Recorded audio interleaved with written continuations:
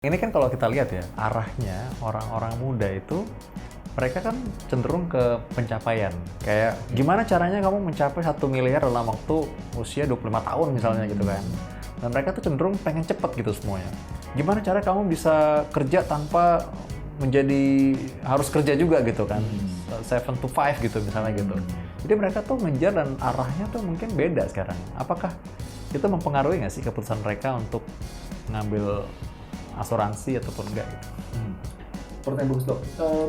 Pastinya ya bisa ya, karena misalnya kalau saat ini yang dikejar adalah sebuah angka, pasti kan yang selalu bagaimana cara melipatkan keuangannya supaya makin cepat. Karena tadi ya disebutkan misalnya ada target angka dan ada target usianya. Nah otomatis mereka pasti akan melipat gandain secara cepat supaya bisa dapetin hal itu gitu.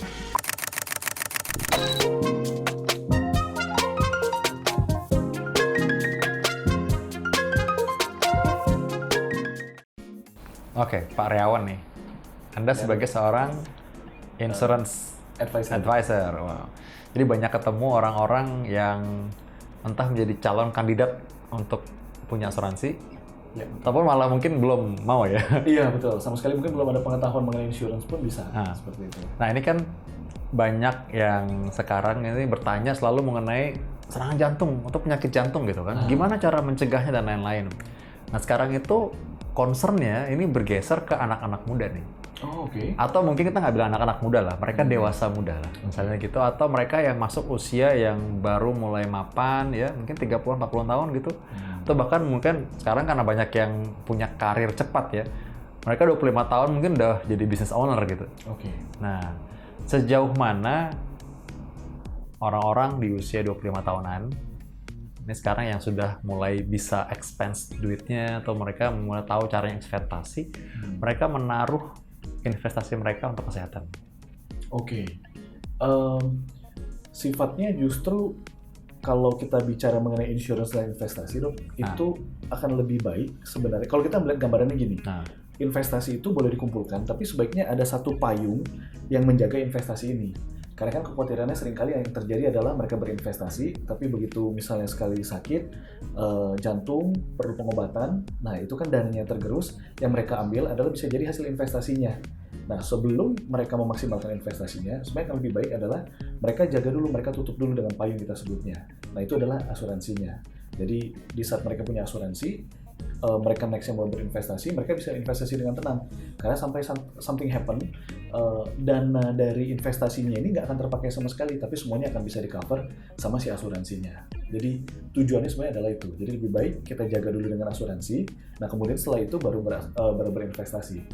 Karena makanya kan suka dibilang bahwa asuransi itu sifatnya adalah memberikan ketenangan pikiran gitu. Jadi mau investasi nggak perlu khawatir lagi, oh ntar something happen, kalau sakit biayanya diambil dari mana ya? Nah itulah fungsi asuransinya dok.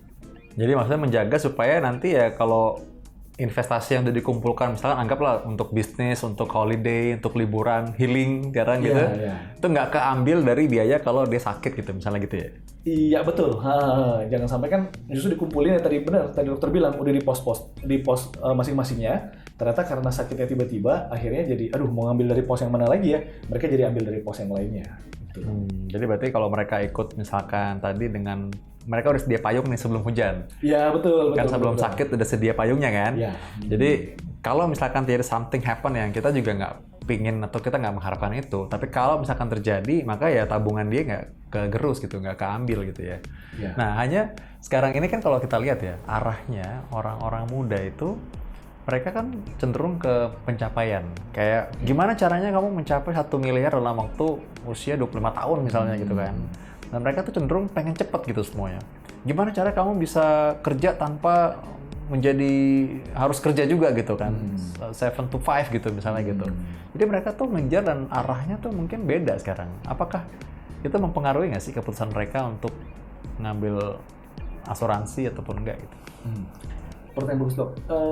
Pastinya ya bisa ya, karena misalnya kalau saat ini yang dikejar adalah sebuah angka, pasti kan yang selalu bagaimana cara melipatkan keuangannya supaya makin cepat. Karena tadi ya disebutkan misalnya ada target angka dan ada target usianya. Nah otomatis mereka pasti akan melipat gandain secara cepat supaya bisa dapetin hal itu gitu.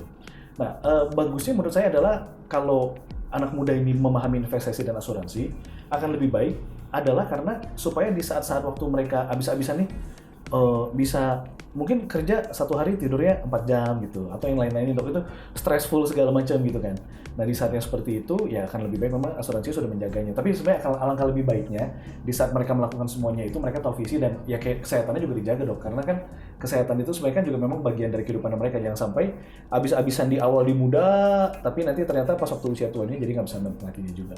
Nah itu soalnya kan gini, soalnya kan ceritanya mumpung kamu masih muda nih, masih punya tenaga kan. Jadi kamu membajak sehabis-habisan nih, membajak nih. Wah, kalau bisa malah seharian tuh kamu ngapain segala macem. Walaupun sebagian lagi ada sih yang berpikir bahwa wah gue kerja secukupnya aja lah, kan gue harus healing juga, harus jaga kesehatan mental juga gitu kan. Tapi ada juga yang berpendapat sebaliknya nih. Nah memang kalau aku lihat karena ada dua pandangan ini minimal, atau bahkan ada pandangan yang lain juga ya, tapi dua pandangan ini lah minimal. Aliran yang memang kerja-kerjanya gitu. Nggak peduli, pokoknya mumpung masih muda ini kan, masih tahan banting gitu ceritanya gitu. Atau lagi yang adalah biasa-biasa aja gitu kan.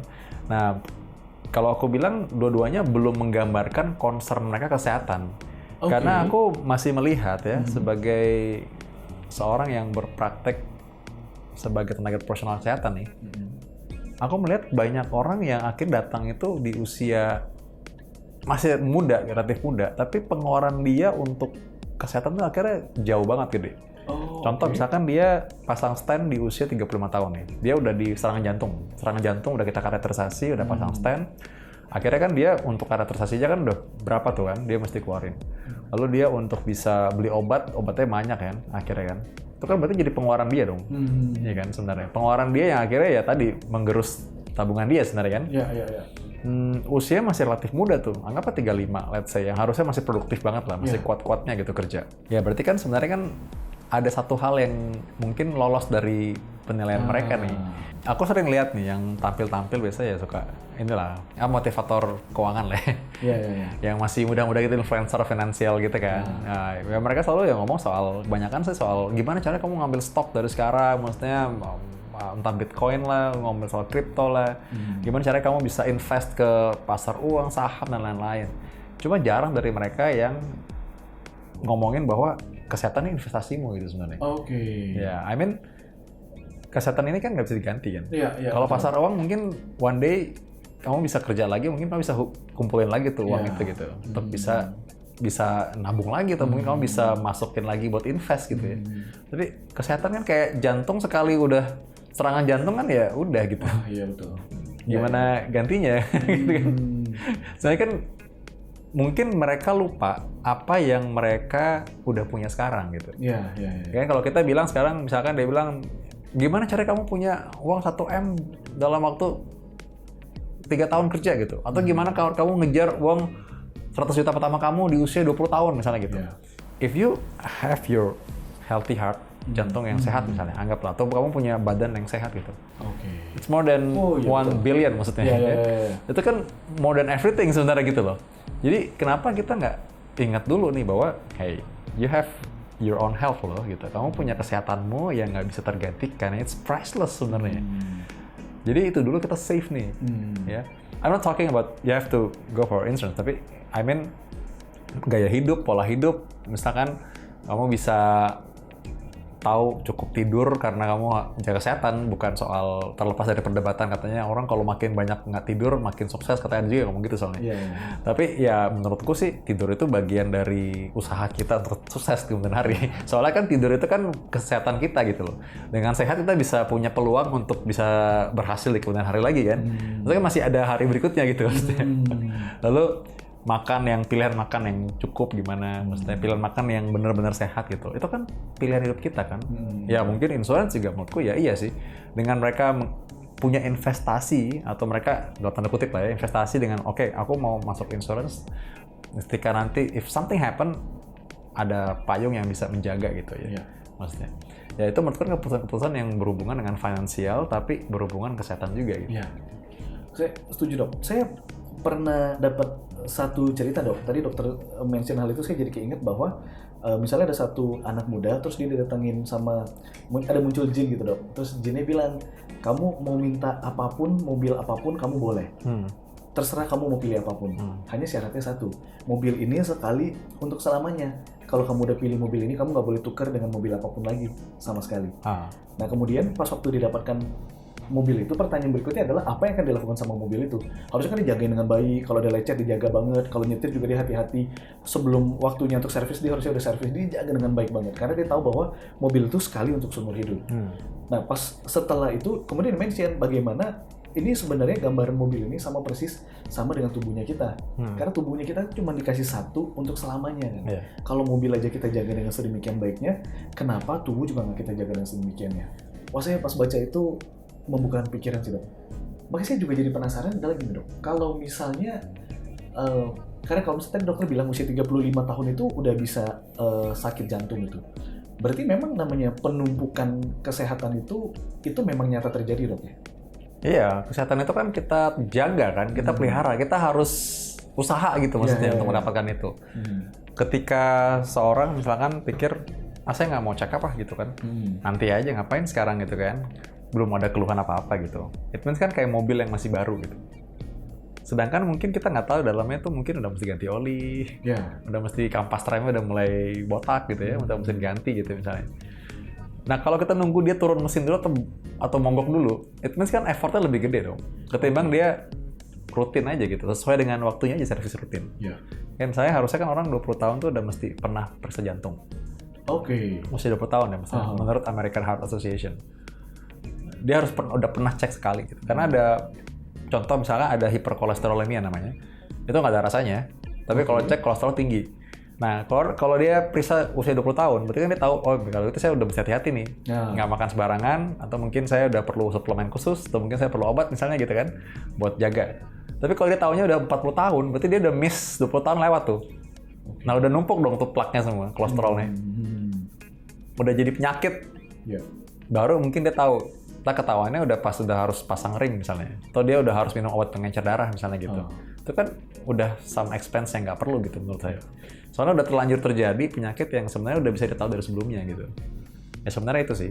Nah, sedangkan aku lihat anak-anak muda zaman sekarang itu lebih fokusnya ke itu tadi. Gimana caranya gue bisa cepet punya uang segini gitu. Nah, padahal sebenarnya menurutku ya kalau udah punya uang segitu terus mau ngapain? Itu yang penting sebenarnya. Iya kan? Kan udah punya uangnya nih, terus mau ngapain dengan uang itu? Soalnya kalau uangnya aja cuma situ aja nih, terus mau diapain nih uang gitu maksudnya? Kan gitu kan? Mungkin aja dia punya uang yang berbeda gitu, misalkan materi yang berbeda bentuknya. Contoh misalkan aku dulu sekolah spesialis dengan beasiswa. Ya aku bisa bilang dengan aku 4 tahun sekolah spesialis itu kan dengan beasiswa full ya. Kalau jumlah mungkin udah berapa ratus juta tuh. Ya kan, aku punya uang segitu, tapi tidak dalam bentuk uang cash. Tapi uang itu aku gunakan untuk aku sekolah. Ya karena aku dapat dalam bentuk beasiswa. Uang sekolahku dibayarin terus gitu kan berarti kan. Nah beasiswa itu adalah sebenarnya uang yang aku bilang, oh aku sebenarnya usia anggaplah 30 tahun aku udah punya uang segini nih. Cuma aku udah pakai buat aku sekolah gitu. Jadi kan sebenarnya bentuk investasinya kemana kan beda kan. Ada peruntukannya soalnya. Jadi bukan soal jumlah uangnya, tapi peruntukannya kemana gitu loh. Ini apa gunanya, manfaatnya untuk apa nih gitu. Kan uang itu alat sebenarnya, tools. Bukan tujuan akhirnya sebenarnya. Wah, that's nice. Iya, setuju dok. Betul. Nah, gue jadi takjub dengan jawaban dok. Oke, lanjut ya. Dok, saya jadi melihat hal itu, saya jadi tertarik dengan ini. Saya kalau lihat Dr. Vito itu kan kesibukannya begitu padat. Terus ada orang-orang yang bilang begitu udah selesai kuliah spesialis dan yang lain-lainnya, begitu jadi dokter itu pasti kan habis-habisan tuh dok gitu. Nah, bagaimana dokter di saat itu menjalani dan sampai saat ini?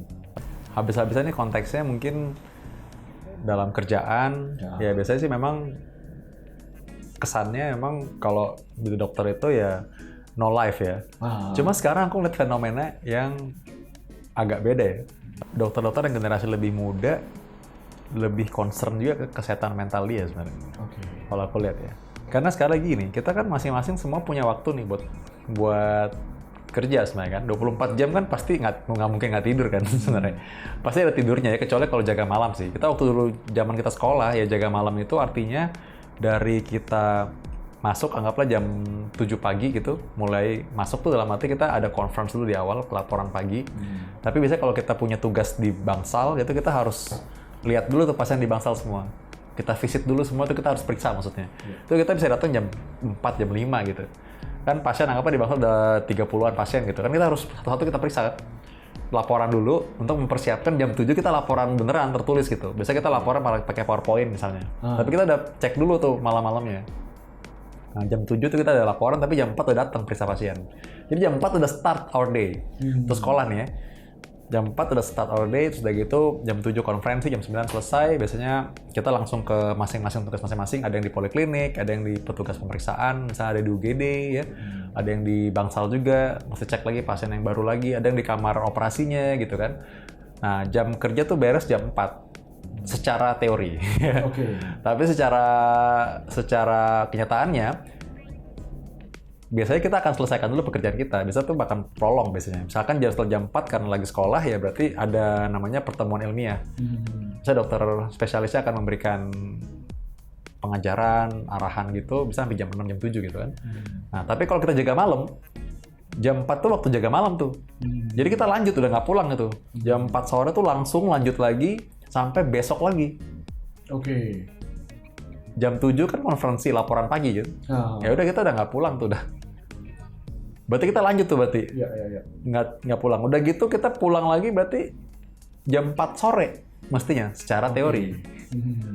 Nah karena kita nggak jaga malam lagi, tapi paling kita ikutin ada kegiatan berikutnya paling pulang jam 6 sore. Jadi memang di rumah sakit tuh lebih dari 24 jam sih. Tidur ya sekenanya aja memang, semampunya aja. Tidur di kamar mandi aja aku pernah. saking capeknya. Tidur di kamar mandi, duduk bentar, tidur bentar setengah jam tuh. Terus bangun gitu kan, mandi bentar gitu, udah seger lagi, baru keluar lagi. Itu maksudnya ya sehari-hari emang gitu. Mungkin nggak sehat sih memang. Nah, itu memang jadi pola hidup seorang mahasiswa kedokteran atau dokter yang lagi ngambil sekolah spesialis gitu. Itu emang kayak gitu kerjaannya. Dan memang sih kita melihat bahwa setelah itu orang mungkin ada yang mempertahankan kerja kayak gitu. Tapi harusnya kan kita memperhatikan juga kepentingan pasien. Kalau aku bilang gini, kita praktek nih, sebagai seorang dokter ada sumpah dokter. Sumpah dokter itu salah satu adalah kita wajib menjaga kesehatan kita juga. Kalau misalkan kita anggaplah praktek sampai jam 2 pagi, jam 3 pagi gitu, itu ngomong sama pasien gimana coba? Kan? Sekantuk-kantuk gitu ngomong, lalu analisis kita gimana gitu. Ya anggaplah kita jago banget gitu. Tapi apakah sama seorang yang menganalisis jam 3, jam 2 pagi sama masih seger pagi-pagi gitu? Pasti kan lain harusnya ya. Kecuali kalau emergensi. Kalau emergensi apa boleh buat? Karena emergensi itu kan biasanya kalau orang jaga malam juga ada jam shift-nya gitu. Kalau udah kerja. Tapi artinya kalau ada waktu bukan emergensi, sebenarnya kita bisa pilih gitu sebenarnya kan. Kecuali lagi kalau dokter-dokter tidak ada gantinya. Masih banyak tempat di Indonesia, masalahnya dokternya cuma satu misalnya gitu. Masih banyak tempat di situ. Dokter jantung cuma satu. Saya di ujung Pontianak sana tuh, di ujungnya lagi yang perbatasan dengan Kucing tuh. Dokter jantung cuma satu tuh sana. Bayangin aja tuh gimana coba. Ya mungkin nggak punya pilihan lain kan. Jadi ya memang itu banyak sebabnya. Kalau dibilang habis-habisan ya tergantung kondisinya. Kondisi lingkupnya dia di mana. Kalau di daerah pedalaman situ yang dokter cuma ada 2 orang, 1 orang. Saya dulu pernah tinggal di NTT. Satu rumah sakit. Dokternya cuma saya sendiri. Itu dengan 30 bed pasien, ada emergensi, poli setiap hari 50 pasien. Dokter cuma 1. Saya terpaksa akhirnya waktu itu ada bantuan dari dokter puskesmas yang paling dekat kan sana, jadi saya berdua lah ganti-gantian. Kalau enggak, soalnya seminggu 2 minggu pertama, wah itu bener-bener ambruk juga itu. 2 minggu pertama bisa nggak tidur, soalnya pasien UGD saya juga, pasien Bangsal saya juga, pasien poli saya juga, sendirian satu rumah sakit. Itu kan nggak ada pilihan lain soalnya. Nah, jadi kalau kita bilang habis-habisan ya mungkin tergantung dari kondisinya kali ya. Nah, hanya sekali lagi, kalau aku rasa sih, namanya kita sebagai dokter, ya kita harusnya bisa memperhitungkan juga ke batas kemampuan kita seberapa. Karena sekali lagi kan harus sebagai dokter itu kan tujuannya kan adalah pasiennya ya. Gimana untuk kebaikan pasien gitu.